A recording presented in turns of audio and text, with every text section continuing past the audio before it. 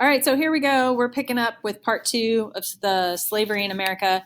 In 1860, Abraham Lincoln was elected. The South actually secedes and the war begins.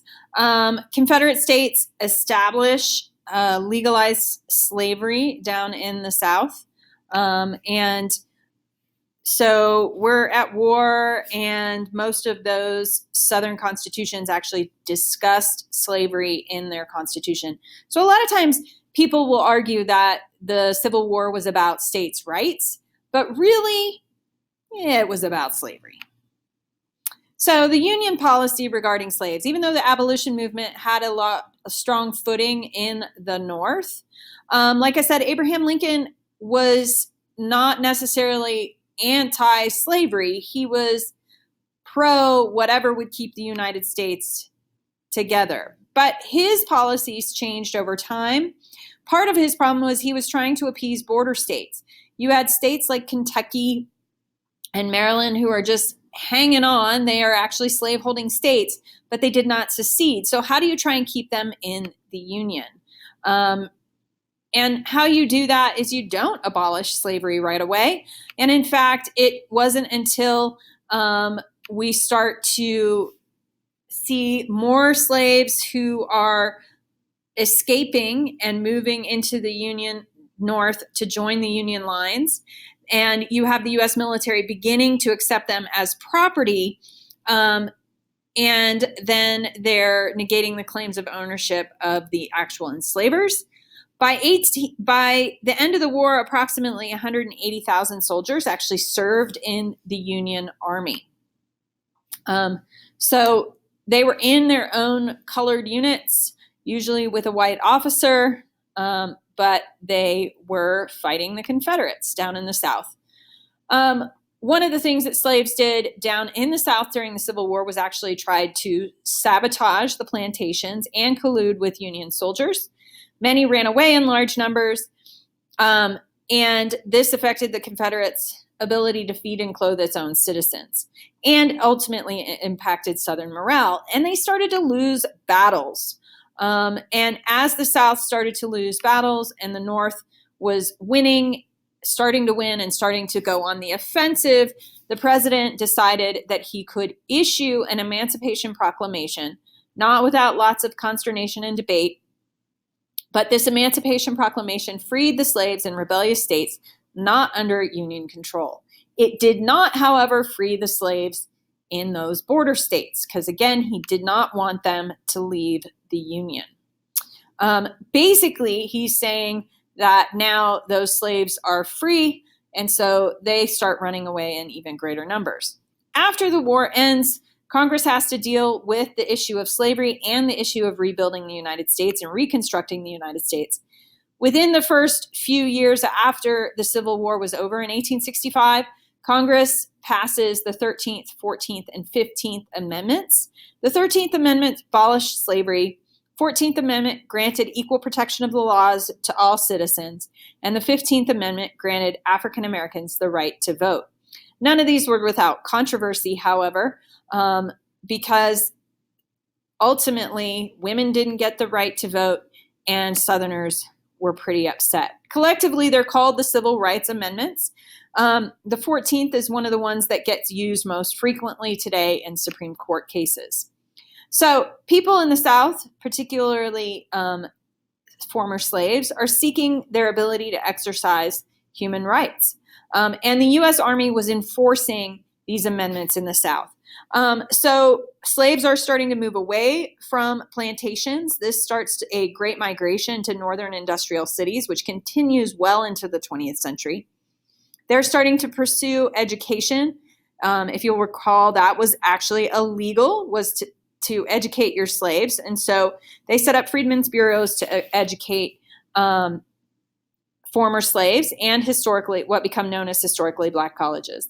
They want to live as families. They're trying to reconnect with family members that have been separated, and they want to participate in politics, and including holding elected offices. And in fact, between 1865 and 1877, Black men served in the U.S. Senate and the House of Representatives, as well as various state legislatures. So here are some of the freedmen's schools set up much like the common schools for public education. One thing to note, however, was that the 13th Amendment, as it was written, has a giant loophole in it.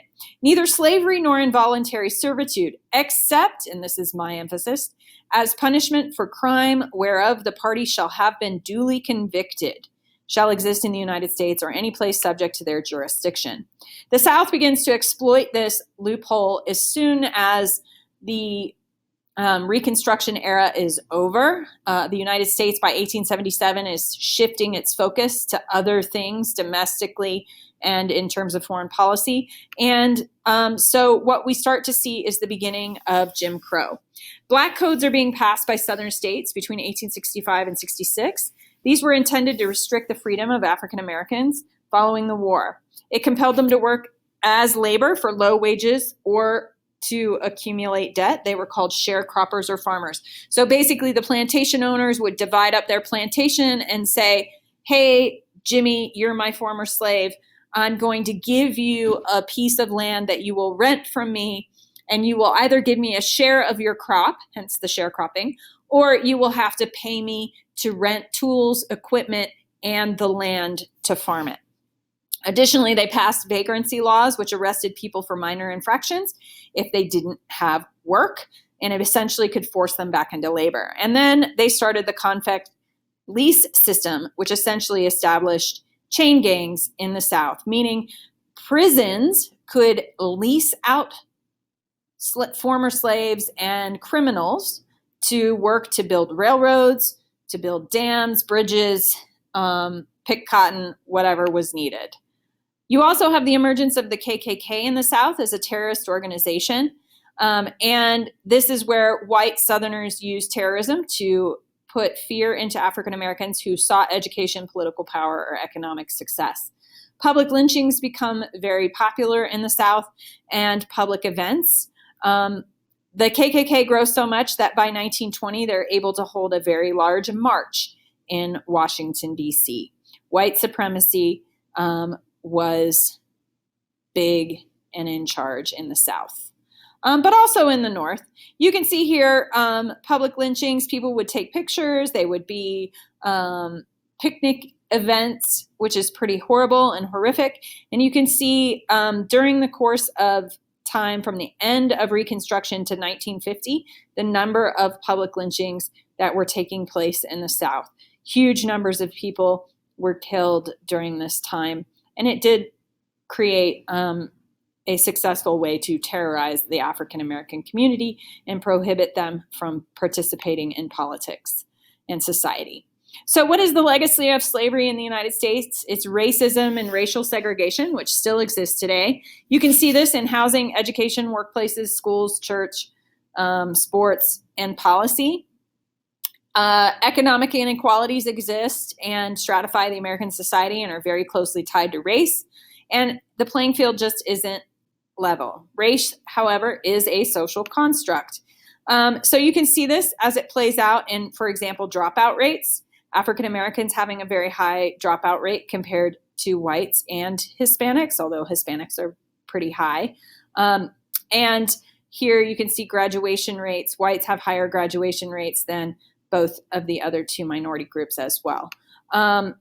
You can also see this playing out in terms of median incomes by race.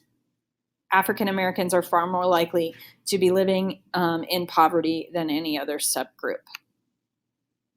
And you'll also see this in racially segregated communities. One of the things that happened was white flight as we integrated schools and buses and whatnot during the civil rights era of the 1950s and 60s. White Americans fled to the suburbs, segregating themselves from minority communities, primarily African American, but also Latino and Puerto Rican communities. So the legacy of slavery. We have a school-to-prison pipeline and huge incarceration rates in this country. And most of the people that get incarcerated in this population tend to be African Americans. So As a percent of the whole population, whites make up 64% and African Americans make up 13%. But when you look at incarceration rates, blacks are making up 40% of the incarceration rates in the United States. So unfair policing, racial profiling, all of that sort of stuff does happen in our criminal justice system and results in more African Americans being imprisoned. So here you can see also the just another visual way to look at that prison population. Again, compared to their percent of their actual U.S. population, African Americans are disproportionately more of them are in jail, and men too, when you look at that. All right, so that is the legacy of slavery in America. Not a pretty history, but one we need to face. That is hard history for today.